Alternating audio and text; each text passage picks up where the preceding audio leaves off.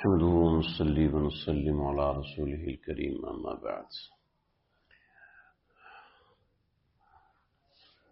ہماری ہفتے کی یہ نشست مختصر سی ہوتی ہے اور اس کے اندر مختلف اصلاحی پہلو ہم وقتاً فوقتاً آپ حضرات کے سامنے رکھتے ہیں۔ اللہ سے دعا ہے اللہ تعالیٰ اس کو قبول فرمائے اور مجھے اور آپ کو اس کی فہم اور سمجھ عطا فرمائے۔ تفسیر روح المعانی میں حضرت سلیمان علیہ السلام کا ایک واقعہ ذکر ہے۔ حضرت سلیمان علیہ السلام کو اللہ رب العزت نے جانوروں کی بولی، پرندوں کی بولی سکھائی تھی، اور جو پرندے آپس میں جس زبان میں بات کرتے ہیں تو حضرت سلیمان علیہ السلام ان پرندوں سے اسی زبان میں بات کیا کرتے تھے۔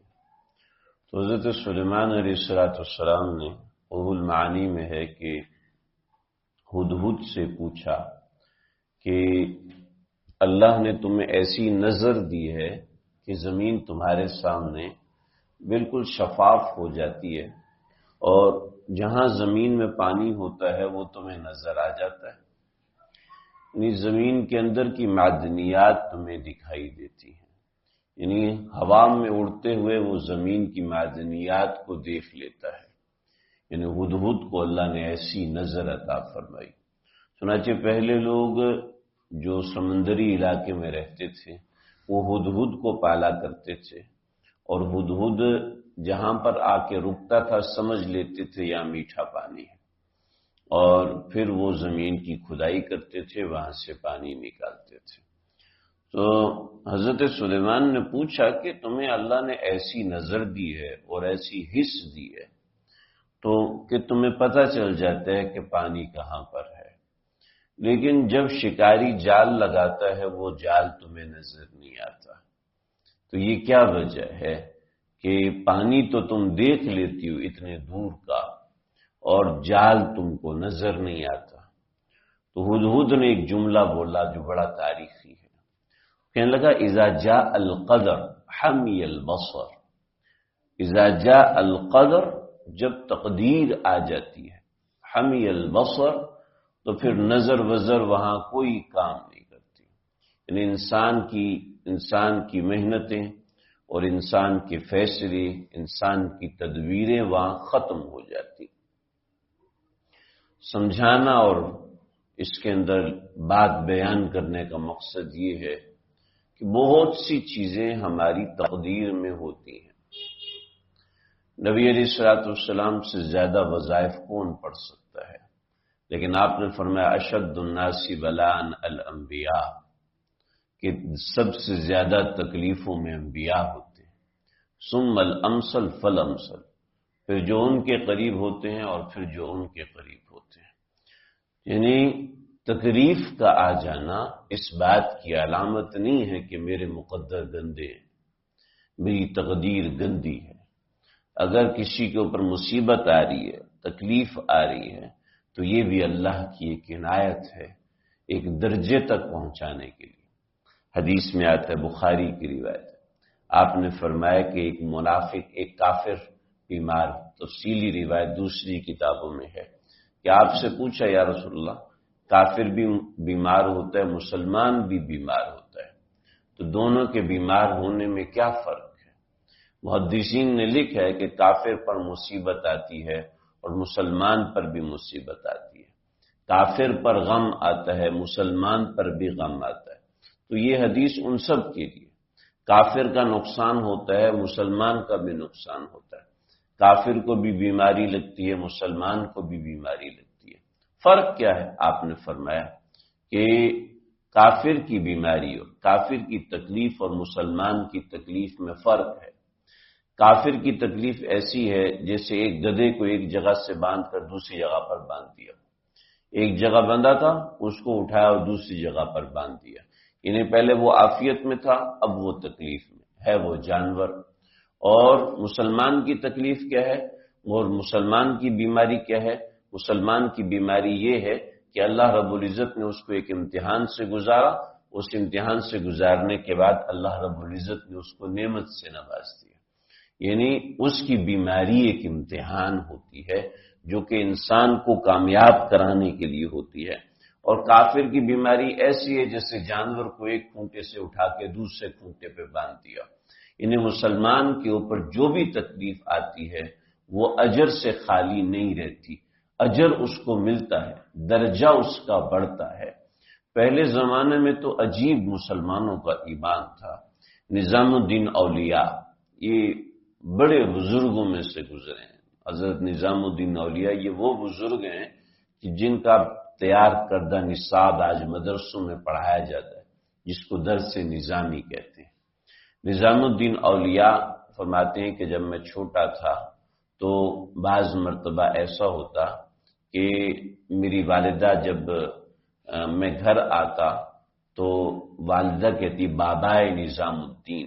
پہلے قدیم اردو کے اندر بابا بچے کو کہتے تھے، جیسے میاں آج کل کسی بڑے آدمی کے لیے استعمال ہوتا ہے، مگر میاں پہلے زمانے میں بچے کے لیے استعمال ہوتا کہ چھوٹے میاں ادھر آ جاؤ، چھوٹے میاں بڑے میاں سبحان اللہ، یہ جو حکایت ہم سنتے ہیں۔ تو ایسے ہی کہ بابائے نظام الدین امروز مہمان خدا است، امروز مہمان خدا، کہ آج کے دن ہم اللہ کے مہمان، مطلب یہ کہ آج کے دن ہمارے گھر میں فاقہ ہے۔ تو نظام الدین کہتے ہیں میں بڑا پریشان ہوتا، حفظ کر رہا ہوں اور جناب قدوری پڑھ رہا ہوں اور ہدایہ پڑھ رہا ہوں، گھر جا کے روٹی بھی نہیں ملتی، تو بڑا پریشان۔ تو ایک دن اللہ سے دعا کی، اللہ یہ آزمائش ختم کیجیے، تو نعمتوں کی بارش ہو گئی۔ فرمانے لگے کہ میں ترس گیا کہ کاش میں گھر دوبارہ آؤں اور میری والدہ کہے کہ بابائے نظام الدین امروز مہمان خدا است، کہ کاش میری والدہ مجھے یہ کہہ دے۔ تو کافی عرصے کے بعد ایک دن گھر داخل ہوا تو بڑا خوش ہوا کہ والدہ نے مجھے یہ جملہ بولا۔ تو اس زمانے میں تکلیف آنے کا مقصد یہ ہوتا تھا کہ لوگ اس بات کی تصدیق کرتے تھے کہ ہاں الحمدللہ ہم مسلمان۔ نبی علیہ الصلوۃ والسلام کے ایک صحابی بڑے مالدار پیسے والے تھے، تو ایک دن وہ گھر آئے تو ان کی اہلیہ نے ان کا کوئی بہت مشکل کام تھا جو حل کر دیا۔ تو کہنے لگے کہ بھائی تم ایسا کرو، کوئی تمہاری خواہش ہو مجھے بتاؤ، میں اس کو پورا کروں گی۔ تو ہمارے استاد جی نے یہ واقعہ سنایا، فرمانے لگے کہ مجھے روایتوں میں تلاش کرنے کے باوجود نام نہیں ملا کہ یہ کون سے صحابی ہیں، لیکن اندازہ یہ ہے کہ حضرت عبدالرحمن بن عوف ہوں گے، کہ ظاہری بات ان کے پاس مال و دولت کثرت سے تھا۔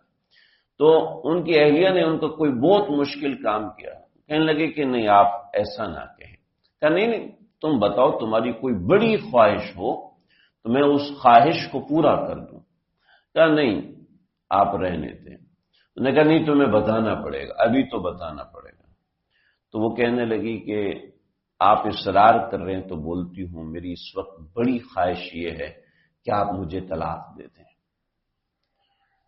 ہل گئے، یہ کیا ہوا، کیا وجہ ہے، تم میں کوئی تکلیف کا، کوئی تکلیف، کوئی پریشانی میرے رویے سے، میرے اخلاق سے، یا میں دوسری بیویوں کے پاس زیادہ رہتا ہوں؟ نہیں ایسا کچھ بھی نہیں۔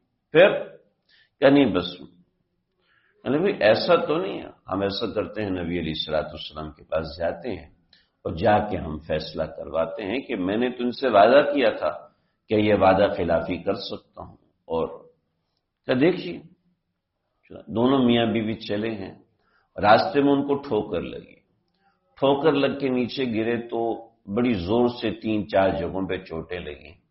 بیوی نے جلدی سے دوپٹہ پھاڑا، ان جگہوں پہ باندھا اور کہا کہ مجھے جس وجہ سے شبہ تھا وہ شبہ زائل ہو گیا، اب مجھے آپ سے طلاق نہیں چاہیے۔ نہیں چلتے، نہیں اب نہیں چاہیے۔ واپس آئے کہ اللہ کی بندی بتاؤ تو صحیح مسئلہ کیا ہے؟ کہ میں ایک زمانے سے آپ کے ساتھ ہوں اور میں نے دیکھا کہ آپ کے اوپر کوئی تکلیف نہیں ہے، تو مجھے ڈر لگا کہیں آپ منافق تو نہیں ہیں، مجھے پریشانی ہوئی کہ کہیں آپ منافق نہ ہوں، اس وجہ سے میں نے کہا کہ کوئی مجھے وجہ سمجھ میں نہیں آ رہی تھی آپ سے علیحدگی اختیار کرنے کی۔ جب آپ نے اصرار کیا تو میں نے کہا بھی جو مجھے شبہ ہے میں اس سے فائدہ اٹھا لوں، اور میں نے لیکن جب میں نے دیکھا کہ آپ کو اتنی زوردار چھوٹی سی ٹھوکر سے اتنی بڑی تکلیف ہوئی ہے تو مجھے سمجھ میں آ گیا کہ آپ منافق نہیں، آپ مسلمان ہیں۔ آج ہمارے گھر کی خواتین کو تھوڑی سی مصیبت آ جائے، پریشانی آ جائے، فوراً گلے شکوے، فوراً تکلیفیں، فوراً پریشانی کا اظہار، جو اتنی ہزاروں نعمتیں ملی ہوتی ہیں وہ سب صرف نظر اور اٹھا کے ایک طرف پھینک دیتی ہیں۔ خاص طور پر خواتین، مردوں میں زیادہ ابتلا نہیں ہے، اگر خاص طور پر خواتین میں یہ مسئلہ بہت زیادہ ہے کہ تھوڑی سی تکلیف شور سے پہنچی اور منہ آلو کی طرح بنا یہ کیا ہے، یہ سب ٹھیک ہے لیکن یہ سب ٹھیک ہے لیکن آئے روز میرے پاس اس طرح کی کثرت سے فون آتے، یہ سب ٹھیک ہے، یہ بہت اچھے ہیں فلانا، لیکن ٹائم نہیں دیتے، لیکن یہ نہیں کرتے، لیکن وہ نہیں کرتے، لیکن یہ مسئلہ، لیکن وہ مسئلہ، لیکن کے بعد ایک قطار لگ جاتی ہے کہ اللہ کی بندی اتنی نعمتیں آپ کو اللہ کی طرف سے، جو فلاں ہے، فلاں ایسا ہے، ویسا ہے، فلانا ڈھماکہ ہے، اللہ کی بندی شکر ادا کرو کہ اللہ نے بچوں کے سر پہ باپ کا سایہ رکھا ہوا ہے۔ یہ اللہ کا شکر ادا کرو کہ اللہ رب العزت نے ایک صحت مند انسان دیا۔ اگر یہی لیٹ جائیں اور تمہیں ان کی ساری چمپک وغیرہ کرنی پڑے اور ساری خدمت کرنی پڑے، جیسا کہ فالج کے مریض ہو جاتے ہیں، ایسا ہو جاتا ہے، ویسا ہو جاتا ہے، اللہ کا شکر ادا کرو کہ اللہ نے اتنی بڑی دولت تمہیں گھر میں عطا فرمائی، شوہر کی نعمت گھر میں عطا کی ہے۔ ایک خاتون نے کہا جی میرے بیٹے نے مجھے ایک ویڈیو بھیجی کہ ہمارے ابو اتنے سخت ہیں، ابو کو یہ ویڈیو دکھانا، تو کیا اب ان کے والد کو ویڈیو دکھاؤں؟ میں نے کہا آپ کو شرم نہیں آتی؟ آپ نے بیٹے کے منہ پہ تھپڑ کیوں نہیں مارا؟ نہیں یہ ایسے ہیں، ایسے ہیں، ایسے کیسے ہیں؟ آپ نے بیٹے کے منہ پہ تھپڑ کیوں؟ شکر کرو اللہ نے اتنی نعمتیں تمہیں اس باپ کی وجہ سے دی، آج تم باپ کو ویڈیو دکھا رہے ہو، ابو یوٹیوب کی ویڈیو دیکھو کیسے اس باپ نے اپنے بیٹے پہ ظلم کیا، ایسے ہی آپ نے ہمارے اوپر کیا ہوا ہے، کیا دکھانا چاہتے ہو؟ آپ کو شرم نہیں آئی کہ آپ یہ سوال کیسے پوچھ رہی ہیں کہ جناب یہ ویڈیو باپ کو دکھائیں یا نہیں دکھائیں؟ اس کی وجہ سے اتنی بڑی نعمتیں حاصل ہیں، اور آپ نے باپ کا کیا پرسپشن اپنے بچے کے دماغ میں بٹھا دیا؟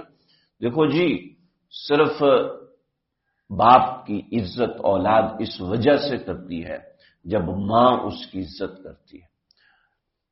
جب ہم ایسی باتیں کرتے ہیں تو عورتیں کہتے ہیں جی عورتوں کے بھی تو کوئی حقوق ہوتے ہیں اور ایسا اور ویسا، بنیاد تو عورت ہوتی ہے 90% چیزوں کی، 10% مرد بھی گندے ہوتے ہیں، 10% مرد بھی شکوے کرتے ہیں، گالیاں دیتے ہیں اپنی بیوی کو، ٹھیک ہے وہ غلط کرتے ہیں، لیکن عمومی طور پر ہماری بات شرفاء سنتے ہیں، ہماری بات اس نوعیت کے بدمعاش قسم کے لوگ سنتے بھی نہیں، وہ آتے ہی نہیں علماء کے پاس، وہ بیٹھتے ہی نہیں دین کی مجلسوں کے اندر۔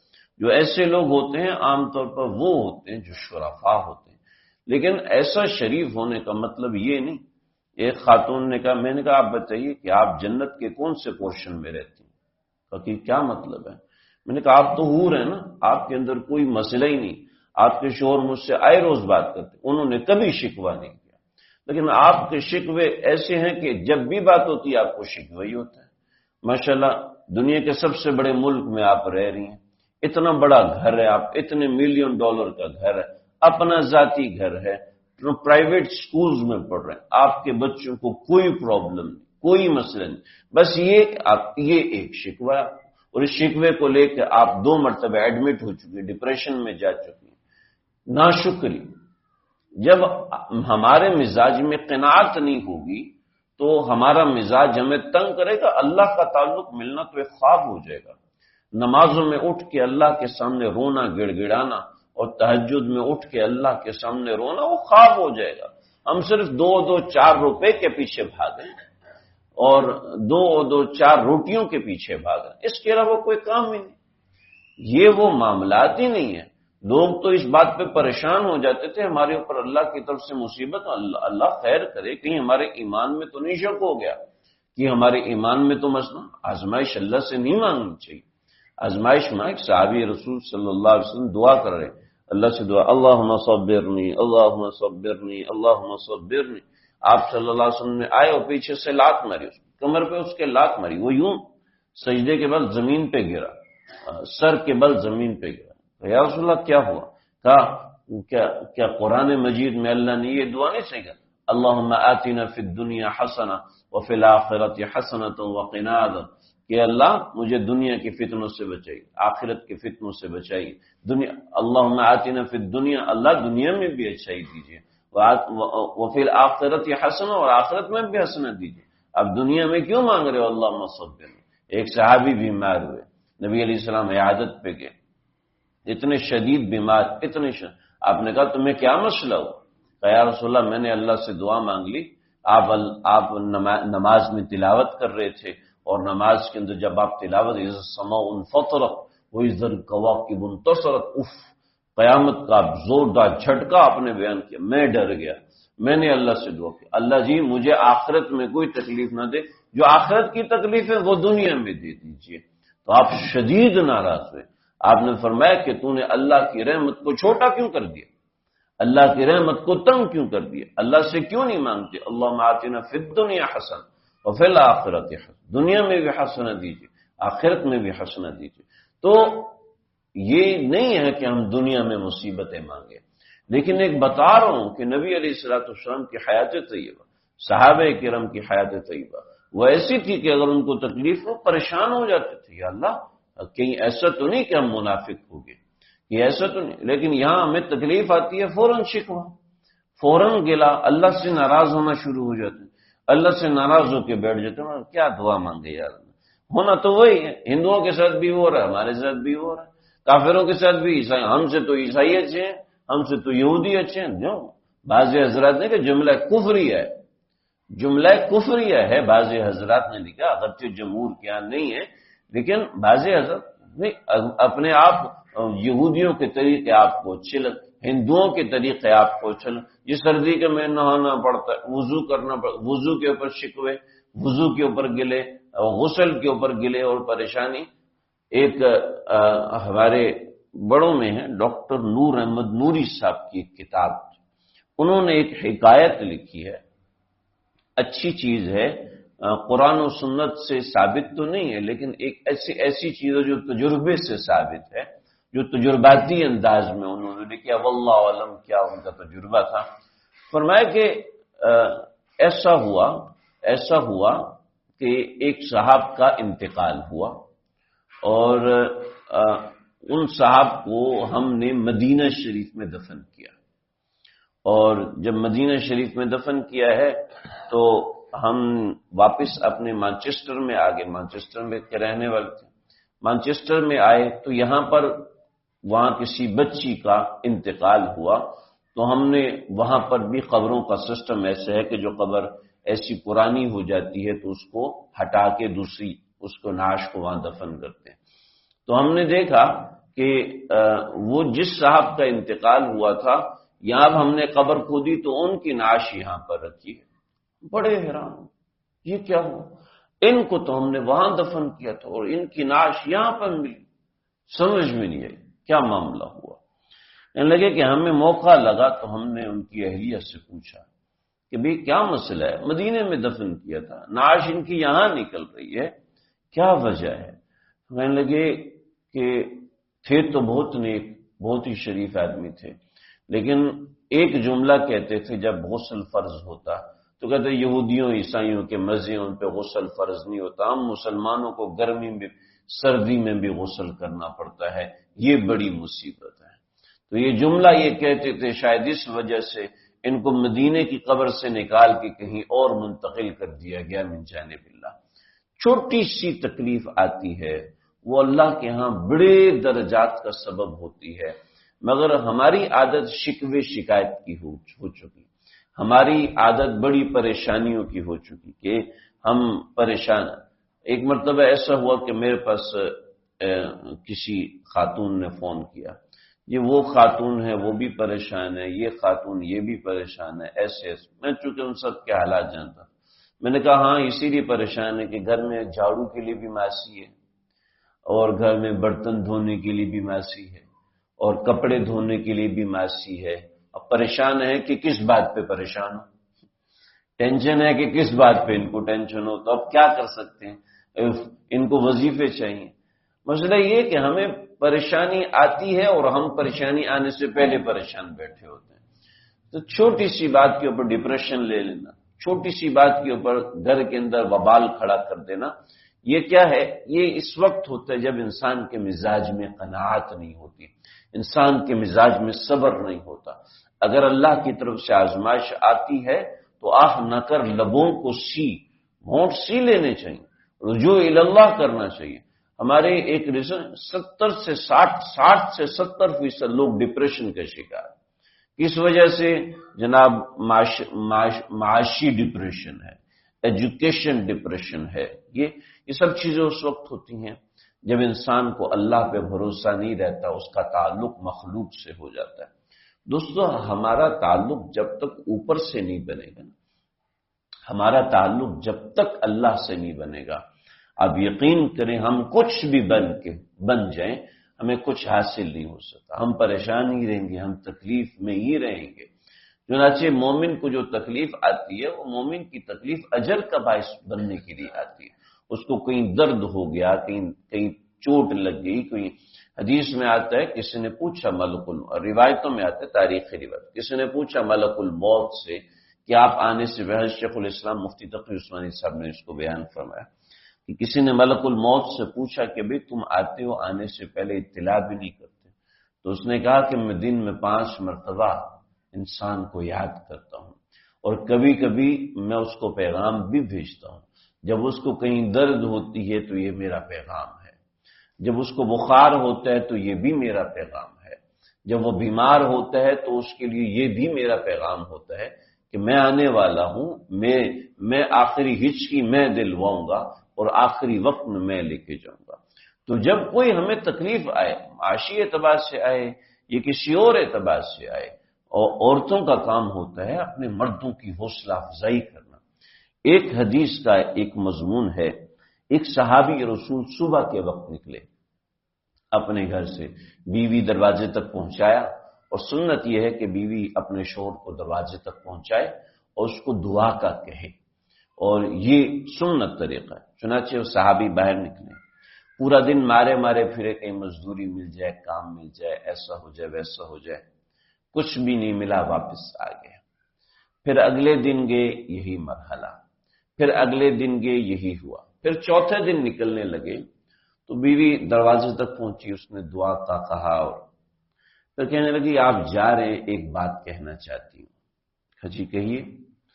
کہ ایک درخواست ہے کہ آج بھی اگر آپ کو کچھ نہ ملے تو برائے مہربانی کچھ مت لے کے آئیے گا، میرے لیے کوئی حرام کا لقمہ مت لے کر آئیے گا، گو کہ حرام آج ہمارے لیے حلال ہو چکا ہے۔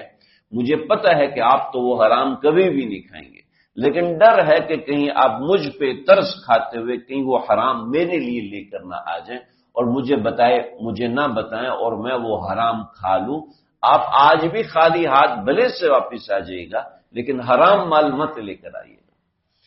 ایسی ہوتی ہیں خواتین جو اپنے مردوں کی تربیت کرتی ہیں، کہ ان کے سامنے ایک مثال بنتی ہیں کہ بھئی میرے ساتھ، میں تمہارے ساتھ ہوں، مشکل میں بھی ہوں اور آسانی میں بھی ہوں۔